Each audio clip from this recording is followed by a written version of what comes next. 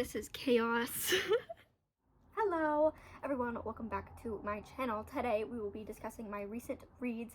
I was going to film one for January, and I was going to film one for February, and then my boyfriend got a puppy. I have been helping him take care of it, and I forgot how much work goes into taking care of a puppy. She is currently sleeping on the couch, so I thought it's the perfect time to sit down and film this video to talk about all of my recent reads. So these are going to be all of the books that I've read so far in 2023. There's not too much, but I feel like there's a decent amount. Looking at my list, there is a lot of books that I really enjoyed, and as you can see, I am not at my current abode, so I don't have any of the books. I'm just going to be popping them up on the screen over here. So we'll start with what I read in January. We started off the year with a Best Season Books book club pick, which was In a Holidaze by Christina.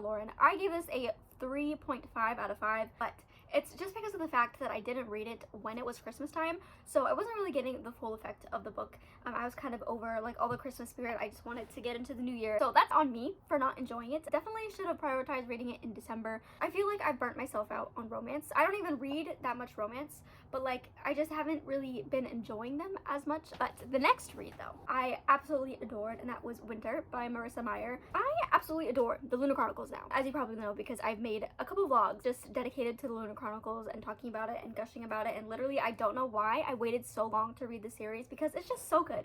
Marissa Meyer is lovely. I love her to pieces. I give that a 5 out of 5 stars. The Lunar Chronicles is basically like a fairy tale retellings but set in like a sci-fi setting, and like I love it so much. And like with each book in the series, it just progressively got better, but like I didn't know that it could get better than what I was already given, so I was like, wow.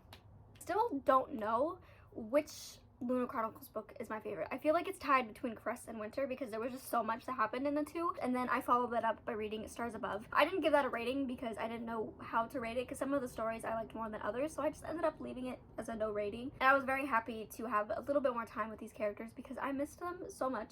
I'm still like in denial that I finished Lunar Chronicles. Like I miss it so much, but I followed up those books with another Marissa Meyer book, which is Gilded. This one is completely different, but I still enjoyed it so much. It's very like whimsical. Honestly, her books have inspired me to get back into my own writing because how she writes is the way that I want to write, you know, like the vibes and everything, it's just there. But Gilded is following our main character, Cerilda, and she is cursed by one of the gods. I'm not quite sure how to pronounce their name, and she can't stop lying and she tells stories all the time, and she ends up finding herself in a pickle when the Earl King comes around, and she lies to him saying that she can spin gold. She cannot spin gold. So when she makes it to the castle and he's tasked her to spin gold or else she and her father are going to die, a ghost shows up essentially, and they make a bargain and he spins gold for her, and it's just so good. It's so much more than that, but like that's like the meat and the bones of the story, and I loved it. I gave it a 4 out of 5 stars because I felt like some points were just a little bit too slow, and then there was like a plot twist thing at the end that just really didn't sit right with me because it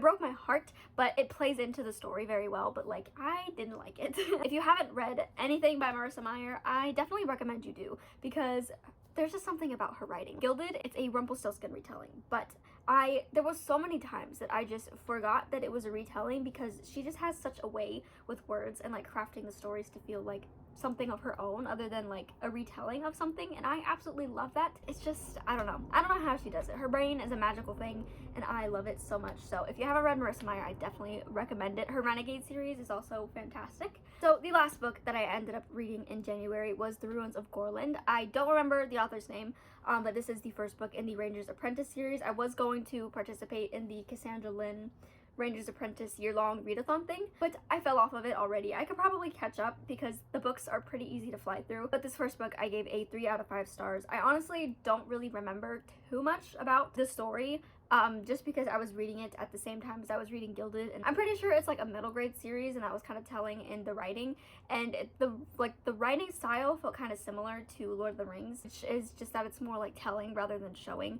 So I was just being told a lot of the things that they were doing. There were a couple times that I felt a little bit confused as to like what was going on. So will I continue on with the series? I don't really know. Want to, but we'll see whenever I get around to that.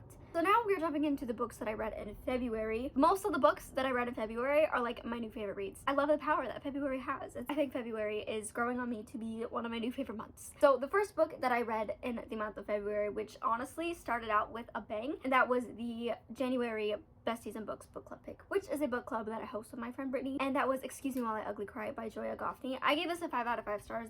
I had such a good time going into this book. I can't even express like how much I love it. It had a perfect mix of talking about harder hitting things, really important topics, mixed in with like the love and the romance and like the good things, and I feel like Joya Goffney did this book so well. I have no complaints. If you haven't read it yet, definitely please read it. It's so good. It's about our main character, Quinn, who she keeps a notebook filled with lists of everything in her life. Literally, her whole entire life is in this notebook.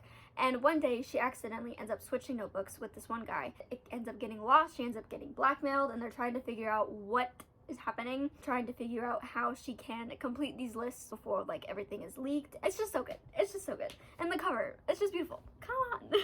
And then there was a huge gap between readings. I was on my trip and I was just spending time with my boyfriend and his family. I ended up picking up Tomorrow and Tomorrow and Tomorrow, and let me tell you, this book I feel like transformed my life. I understand the hype. It was just so good. I don't even know how to describe it. I desperately need my own copy, and I just want to annotate it, and it's just and this book haunted me. I was in shambles. I was not okay for a few days after finishing it because there was just this one thing that happened, and I immediately messaged Lisa and I was like, can we please talk about this, because I am not okay. I'm not the same person as I was going into that book.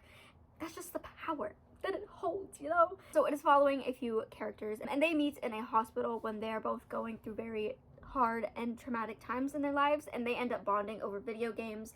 But something happens and they end up having a falling out, and then a bunch of years later they end up running into each other again at the train station, and things aspire from there. There's so much more to it than that, and spend so much time with the characters, like you're living like their whole adulthood life with them, and it's just so good. Second I finished that book, I already wanted to reread it. I gave it a 5 out of 5 stars. If you haven't read it, I highly recommend. Just be wary that it is very hard at sometimes. It deals with a lot of real life things. The characters feel so real, and it's just like I felt like I lived the characters' lives with them. Like I felt like I was along with them on the journey of life. And then I read Hellbent by Bardugo. Funny thing, I got this book through Livy, and instead of just transferring it to my Kindle like I would normally do, I just ended up reading it on my phone, and now I think I am very much into reading ebooks on my phone. I read it in like a few days, and it was so good. I could not stop scrolling. I was just nonstop going through it. I loved this book so much. I gave it a 4.5 out of 5. Head empty, no thoughts. It was